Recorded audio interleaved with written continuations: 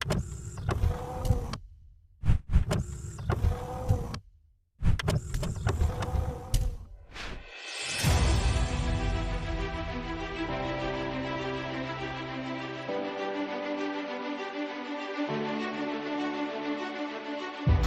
देहरादून के धौलास गांव में हुए दोहरे हत्याकांड का खुलासा हो गया है। इस हत्याकांड को अंजाम देने वाला कोई और नहीं बल्कि धौलास गांव के इस आलीशान बंगले में काम करने वाले राजू उर्फ श्याम थापा का पहचान वाला ही निकला। राजू को ठिकाने लगाकर उसकी नौकरी पाने की चाह में हत्यारे ने पहले राजू को ठिकाने लगाया और इसी दौरान जब बंगले की मालकिन उन्नति शर्मा ने राजू की हत्या करते देखा तो उसने उन्नति को भी मौत के घाट उतार दिया। इस दौरे हत्याकांड में मारा गया राजू उर्फ श्याम थापा मूल रूप से नेपाल का रहने वाला है। उसी का एक साथी जो धौलास गांव के निचले इलाके में झोपड़पट्टी में रहता था। आरोपी राजू की जगह पर वह नौकरी पाना चाहता था। दरअसल राजू को बंगले में नौकरी के एवज में 25,000 रुपए मिलते थे, इसलिए उसने उसकी हत्या की साजिश को अंजाम दिया। पुलिस हत्यारे को 2 दिन पहले ही पुलिस कस्टडी में लेकर पूछताछ कर रही थी। इस मामले में नौकर राजू के मोबाइल को सर्विलांस में लगाने के जरिए ही पुलिस कथित हत्यारे तक पहुँची।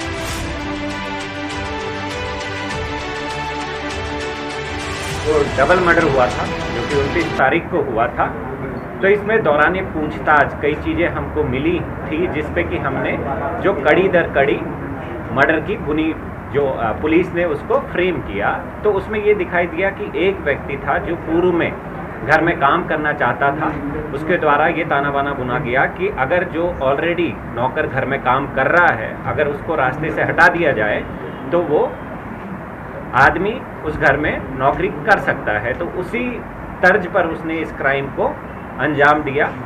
जो फेटफुल डे था 29 तारीख का, उसमें अर्ली इन द मॉर्निंग जो हमारा एक्यूज्ड है वो घर से निकला और वहाँ पर इंतज़ार किया उसने कि नौकर बाहर आए। जैसे ही नौकर बाहर आया उसने उसके सर पर प्रहार किया, रॉड से प्रहार किया। जैसे ही वो ये कार्य कर रहा था तो इतने में जो मकान मालकिन है, जो मकान की मालिक थी, वो भी बाहर निकली। तो उसने डर के मारे उसकी भी वहाँ पर एट द स्पॉट हत्या कर दी और हत्या करने के बाद वो वहाँ से भाग निकला। इसके बाद पुलिस ने जब विवेचना शुरू करी तो कुछ पूछताछ के माध्यम से ये पता पड़ा कि पूर्व में कौन कौन लोग वहाँ पर काम करते थे।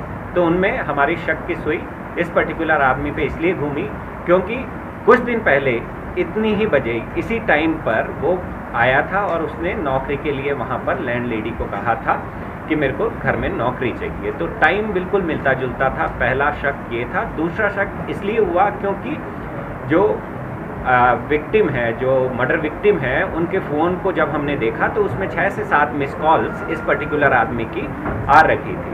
इसके बाद हमने सीसीटीवी फुटेज देखे, कॉल डिटेल्स का रिकॉर्ड्स देखा। उन सब के माध्यम से जब हमने रिकन्स्ट्रक्ट किया तो उसमें हमें एक्यूज पर पूरा शक हुआ।